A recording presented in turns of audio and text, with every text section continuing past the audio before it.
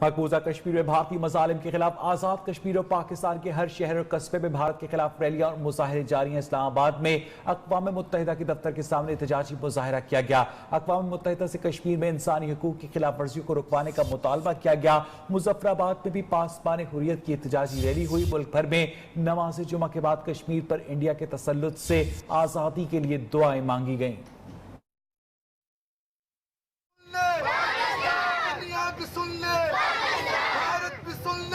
हर जबान पर go India गो और कश्मीर बनेगा पाकिस्तान के नारे।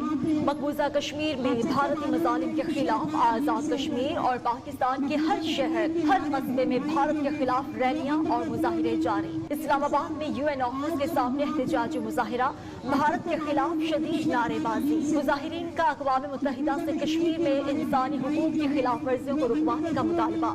टोबा टेक सिंध में इंसानी हाथों की जंजीर बनाकर कश्मीरियों से इजहार यकजहती। सिंध और हाला में एहतजाजी रैलियां, पाक फौज जिंदाबाद, कश्मीर बनेगा पाकिस्तान के फलक शगाफ नारे लगाए गए।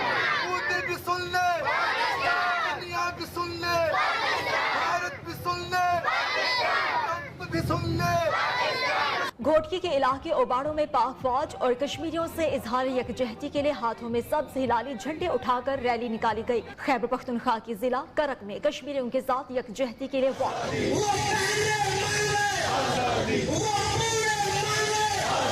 उधर आजाद कश्मीर में भी भारत के खिलाफ मुजाहिरे जारी। मुजफ्फराबाद में पासबान हुर्रियत की एहतजाजी रैली, मोदी सरकार के खिलाफ नारेबाजी करते हुए कश्मीर से कर्फ्यू हटाने का मुतालबा किया। मुल्क भर में नमाज जुमा के बाद कश्मीर पर इंडिया के तसल्लुत से आजादी के लिए दुआएं मांगी गईं।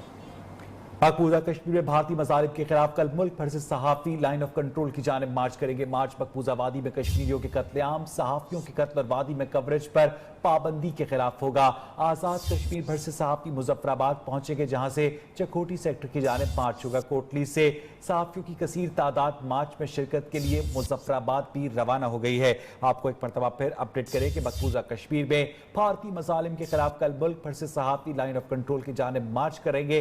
मजीद जानेंगे अपने नुमाइंदे साइरस निसार से। साइरस, बताइएगा कितनी बड़ी तादाद में सहाफ़ियों की शिरकत मुतवक्के है? जी बिल्कुल अवैस, मैं आपको बताऊं कि आजाद कश्मीर से भर से जो है सहाफ़ियों की बड़ी तादाद कल मुजफ्फराबाद चकोटी सेक्टर के लिए मार्च करें। मकबूजा वादी में सहाफ़ियों के कत्ल और वादी में कवरेज पर पाबंदी के खिलाफ होगा। सहाफ़ियों का कहना है कि वादी की हैसियत खत्म करना और वादी में कर्फ्यू नाफिज करना एनडीए की बहुत बड़ी साजिश है। 18 दिन हो गए और वादी में खुराक की किल्लत, आलमी ताकतें जो हैं वो कर्फ्यू खत्म करवाएं। आज साथियों की बड़ी तादाद कोटली, निक्याल, प्रोजेक्टा, चुड़ई, सैंसर, अबला कोट, हजीरा और दीगर इलाकों से मार्च में शिरकत के लिए काफिले रवाना हो गए हैं। जी ओएस, बहुत बहुत शुक्रिया साइरस निसार आपका।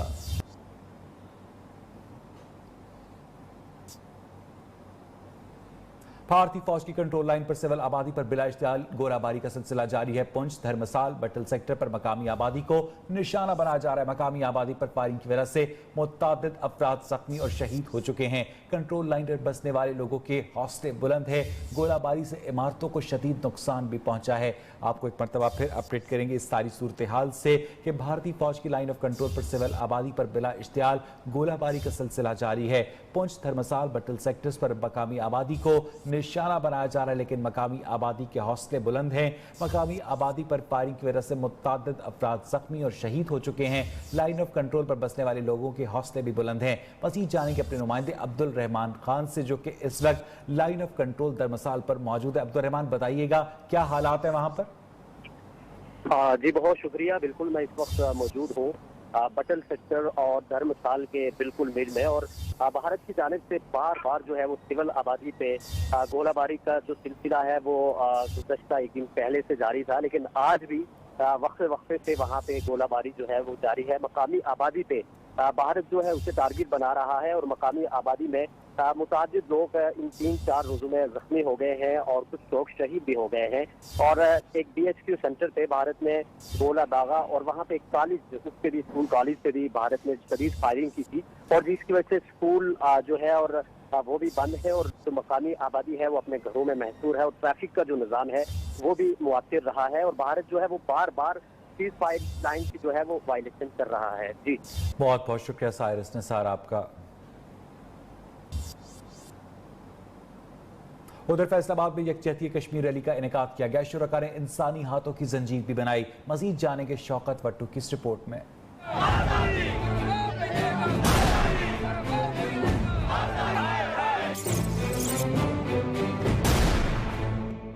यौमे यकजहती कश्मीर रैली कचहरी बाजार से चौक घंटाघर तक निकाली गई। रैली में ज़िलाई इंतजामिया के अफसरान समेत मुख्तलिफ महकमों और सिविल सोसाइटी के नुमाइंदों ने शिरकत की। शुरका ने सब्ज हलाली परचमों के साथ कश्मीरी परचम भी हवा में बुलंद किए और इंसानी हाथों की जंजीर बनाकर कश्मीरियों से इजहार यकजहती किया। हम इस इशू को हाईलाइट करना चाहते हैं कि कश्मीर का इशू जो है बहुत बड़ा इशू है और इसको पूरी दुनिया में इस तरह दिखाया जाए कि जो वहाँ पे हो रहे हैं, मजालम हो रहे हैं, कश्मीरियों के साथ ज्यादतियाँ हो रही हैं, उनका अजाला किया जाए।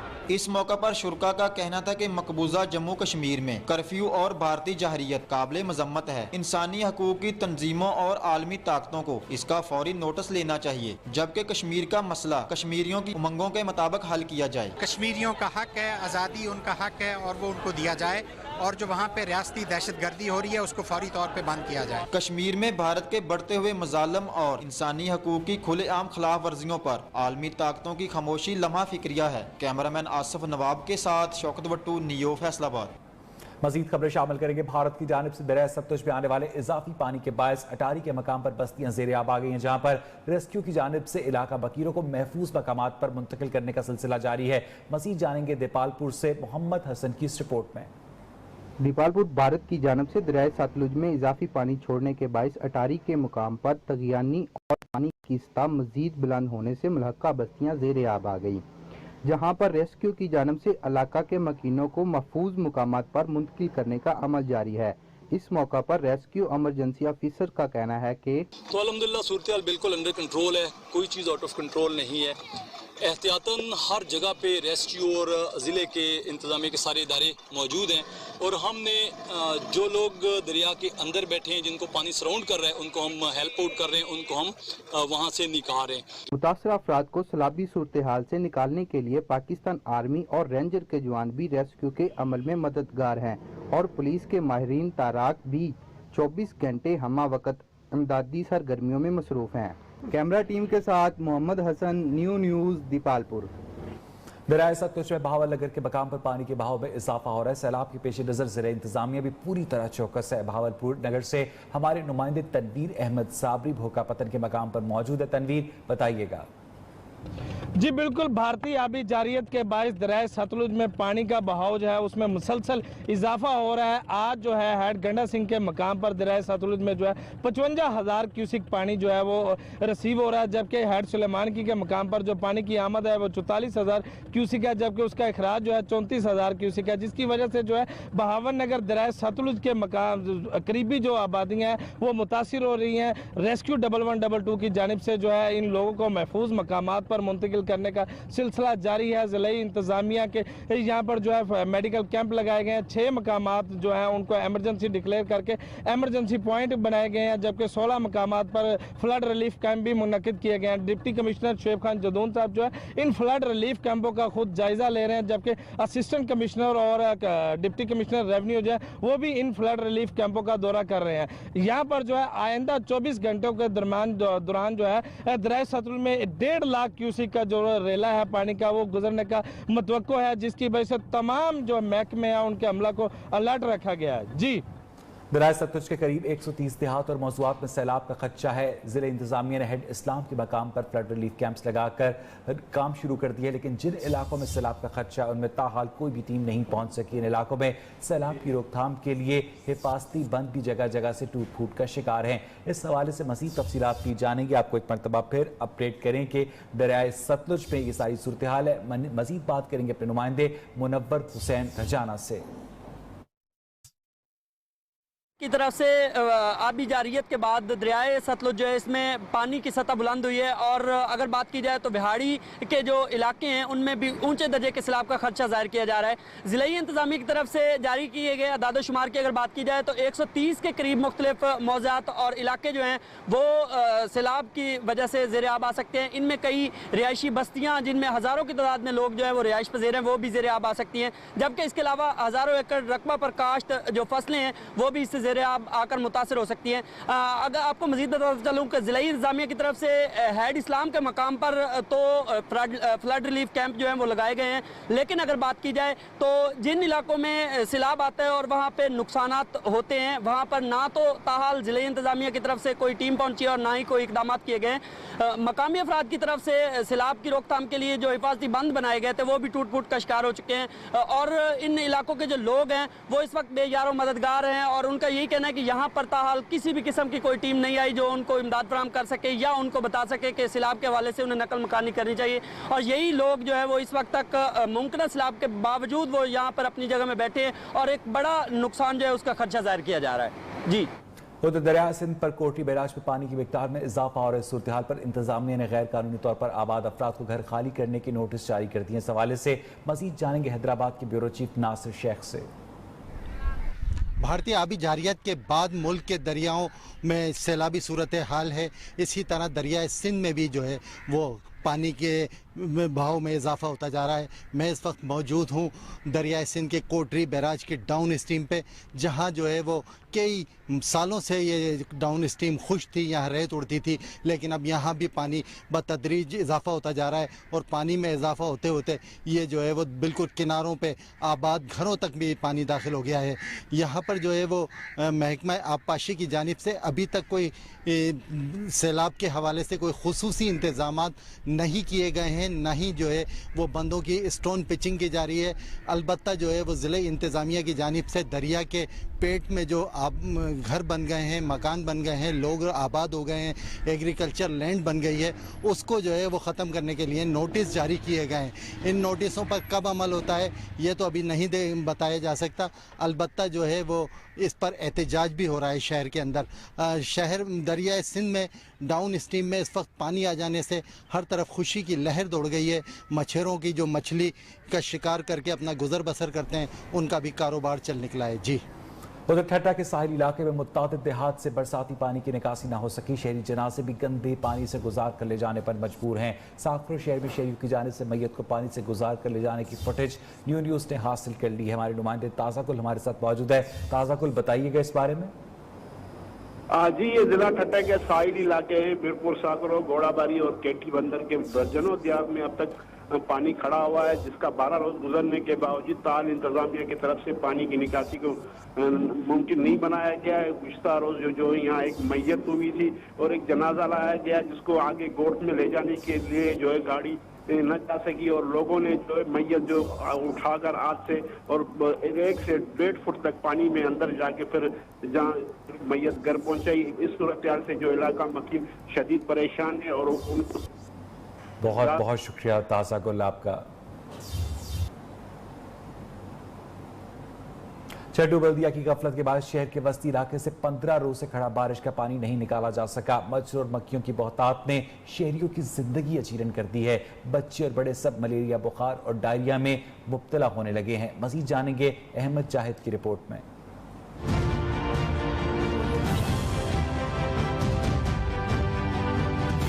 झड्डो बल्दिया इंतजामिया की नाहली शहर के गुंजान इलाकों, रेलवे स्टेशन, कायम खानी मोहल्ला, सगीर कॉलोनी, कच्ची कॉलोनी, मीर कॉलोनी और दीगर इलाकों से बारिश का पानी 15 रोज बाद भी ना निकाला जा सका। इतना मच्छर है, मच्छर और मक्खी, दो चीजों ने लोगों का जो है जीना हराम किया हुआ है। गंदे पानी में मच्छर मक्खियों की बहुतात से लोग मलेरिया के बुखार और डायरिया में मुब्तला होने लगे। डॉक्टरों ने मच्छरों की जलगार से डेंगू का खदशा जाहिर कर दिया।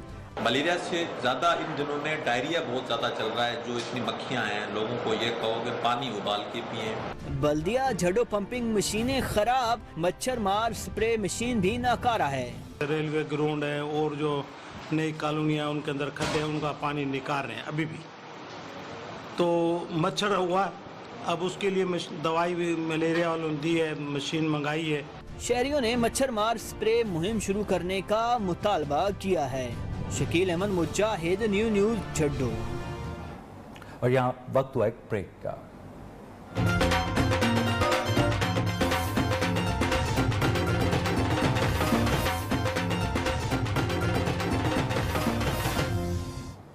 Welcome back. 3 सूबों के संगम पर वाक़ तहसील हेडक्वार्टर सादकाबाद में करोड़ रुपए की लागत से बनाया गया कार्डियोलॉजी यूनिट का 1.5 साल पहले इफ्तिताह तो कर दिया गया, मगर दिल के मरीजों के लिए अभी तक फाल न हो सका। दरवाजों पर लगे ताले तक जंग आलूद हो चुके और बिल्डिंग के लिए अंदर पड़ी लाखों रुपए मालियत की मशीनरी भी खराब हो रही है। हमारे नुमाइंदे मोहम्मद शाबान इस वक्त वहां पर मौजूद है, मजीद उनसे जानते हैं।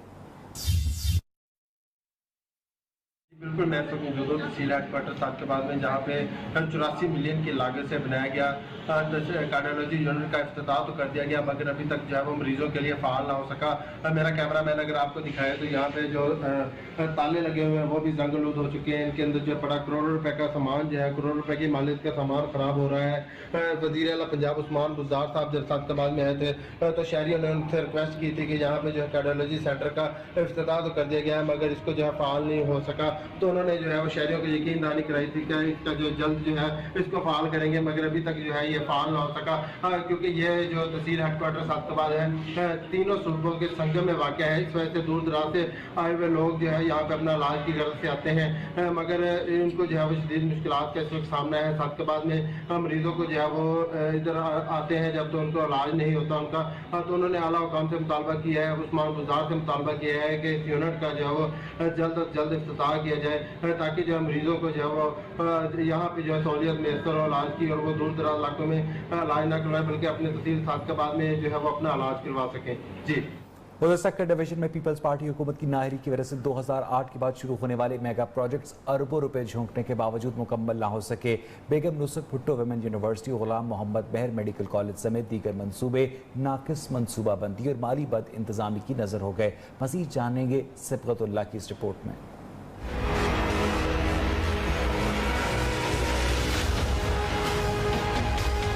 पीपल्स पार्टी हुकूमत की अदम दिलचस्पी और नाअहली। सक्खर डिवीजन में 1 अरब 91 करोड़ की लागत से शुरू गुलाम मोहम्मद मेहर मेडिकल कॉलेज की लागत 4 अरब 76 करोड़ रुपए से तजावज कर गई, लेकिन मंसूबा मुकम्मल ना हो सका। तारीखी मुकाम अलोड़ की पहाड़ियों पर नुसरत भुट्टो वुमेन यूनिवर्सिटी का काम भी इंतहाई सुसरफी का शिकार।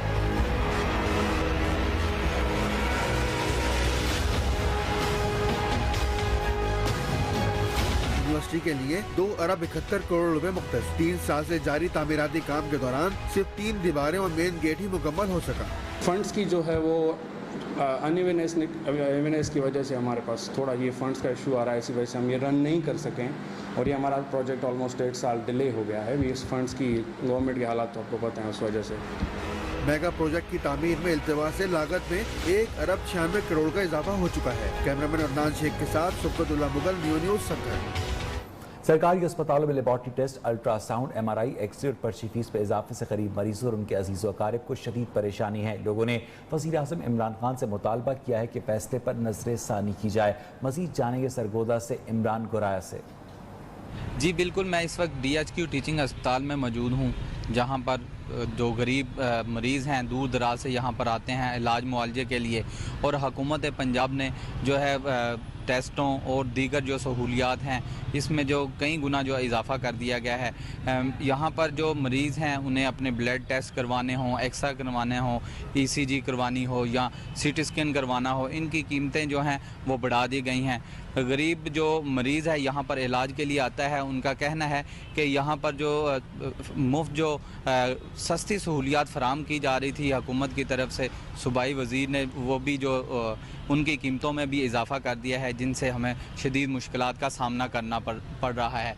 इसके साथ साथ मैं आपको यहाँ पर यह बताता चलूँ कि यह सरगोदा डिवीज़न का वाहिद DHQ अस्पताल है जहाँ पर दूर दराज से जो लोग हैं यहाँ पर इलाज के लिए आते हैं, मगर उन्हें इस किसी किस्म की जो है वो सहूलियात जो है वो फराम भी नहीं की जा रही, और टेस्टों में जो कई गुना इजाफा किया गया है, इससे जो मरीज़ हैं और दीगर शहरी हैं उन्हें भी शदीद परेशानी से दो चार होना पड़ रहा है। जी, हालिया महंगाई में अब चिकन की कीमतों को भी पर लग गए हैं। बढ़ती हुई चिकन की कीमतों ने शहरियों को परेशानी में मुब्तला कर दिया है। फैसलाबाद से वकास शिराज मजीद बताएंगे।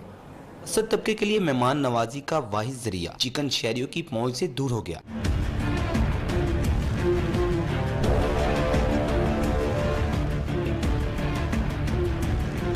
ईद कुर्बान गुजरने के बाद चिकन की कीमतें आसमान से बातें करने लगी। बाजारों में चिकन तीसरी सेंचुरी को भी अबूर कर गया, जिसके बाद शहरी इंतहाई परेशान नजर आते हैं। मेहमान नवाजी के लिए ये सिर्फ चिकन ही जो आइटम थी हमारे पास गरीब आदमी के लिए, तो वो भी अभी 300 से ऊपर है, तो क्या करेंगे हम, ये कहाँ से खाएंगे। बाजारों में चिकन की कीमत 170 रुपए से बढ़ाकर 310 रुपए कर दी गई, जिसकी वजह से शहरी चिकन की खरीदारी से महरूम हो गए, जबकि दुकानदार महंगाई का सारा मलबा मौजूदा हुकूमत की जानिब से की जाने वाली महंगाई को ठहरा रहे हैं। हुकूमत ने महंगाई बहुत कर दी जनाब। पिछले साल इन्होंने दिनों के विच गोश्त 150 रुपए किलो विक रहा सी, हुण 300 350 रुपए किलो इतने गोश्त विके है। चिकन की बढ़ती हुई कीमतों ने शहरियों का जीना दोबर कर दिया है।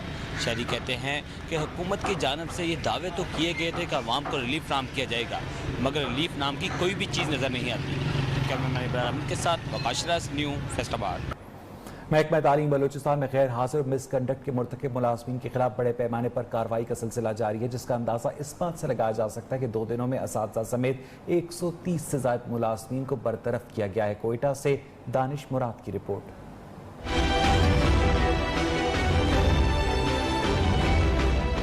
महकमा तालीम में बड़े पैमाने पर असातिज़ा और दीगर मुलाजमीन के खिलाफ कार्रवाई जारी। ये कार्रवाई गैर हाज़िरी और मिसकंडक्ट की बुनियाद पर की जा रही है। 2 दिनों के दौरान क्वेटा और केच के अजला से असातिज़ा समेत 133 मुलाजमीन नौकरी से फारिग कर दिए गए। इनमें से 114 का ताल्लुक केच जबकि 19 का ताल्लुक क्वेटा से है। सेक्रेटरी तालीम तैयब लेडी का कहना है कि तालीम के शोबे में कोई कोताही बर्दाश्त नहीं की जाएगी। हमने अपना काम करना है, हमने कार्रवाई करनी है और हमने तालीम को बेहतर करना है। बिल्कुल कंप्रोमाइज़ का शिकार नहीं होंगे, जब तक है इंशाल्लाह काम करेंगे, किसी को स्पेयर नहीं करेंगे। महकमा तालीम से अब तक 2800 से ज़ायद मुलाजमीन को गैर हाज़िरी और मिसकंडक्ट की बुनियाद पर मुअत्तल भी किया गया है। दानिश मुराद, नियो, क्वेटा। उधर चूनिया में मुहाफ़िज़ी अदम तहफ़्फ़ुज़ का शिकार है। चूनी गुजन सिंह वाला में चोरी की वारदात हुई। चोर पुलिस चौकी का सफाया कर गए। चोर ने ताले तोड़कर पानी की मोटर और फर्नीचर भी साथ ले गए। इसी हवाले से मजीद जानेंगे अपने नुमाइंदे नियाज अहमद से।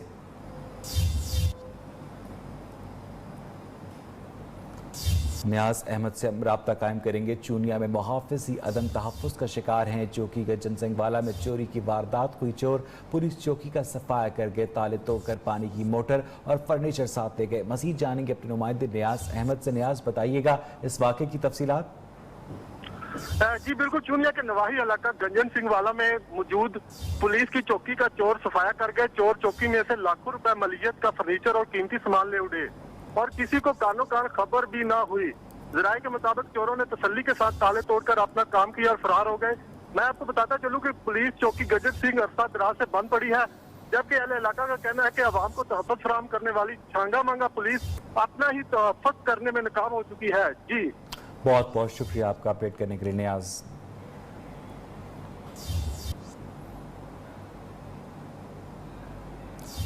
आपको बताएं कि चोर पानी की मोटर और फर्नीचर भी साथ ले गए। इस तरह से खुद जो मुहाफ़िज़ हैं वो अदम तहफ़्फ़ुज़ का शिकार हैं। ये वारदात हुई थी पुलिस चौकी में।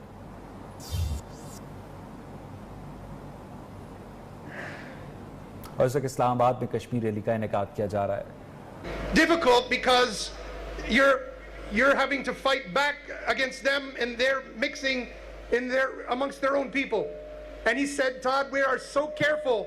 We only fire on the Indian positions, and the Indians, when they fire everywhere and hit all kinds of civilians. That to me tells the story. Are there anything about how much India respects the Kashmiri people? They have no respect for the people. They just want to steal that land. But what I saw and what I've witnessed in 15 years is the Pakistan Army has cared about not only that land of Kashmir, but the people of Kashmir. That's the difference between these two. And it's a very big difference.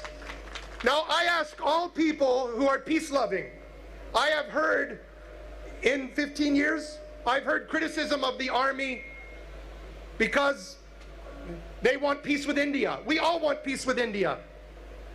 But I think we owe those of us who have criticized the army, think about it for a second. We owe them an apology because they knew the true face of the Hindu extremists like BJP and RSS. Rescinding of Article 370 exposes the real face and the real intentions of what these people have wanted to do for 72 years, and now they're doing. So I call upon my fellow Americans, the Western world, and all the countries and all the people, and Indian civil society who opposes this trashing of Indian democracy and their own constitution, which they've shredded in doing this illegal, immoral act, to please speak up for the Kashmiri people. We're not at peace right now. I'm a big peace lover, but it's not peace when a powerful country and its extremist thugs who've taken it over are holding people by their neck with their boots on their neck. That's not peace. The Kashmiri people in occupied Kashmir, they are not experiencing peace right now.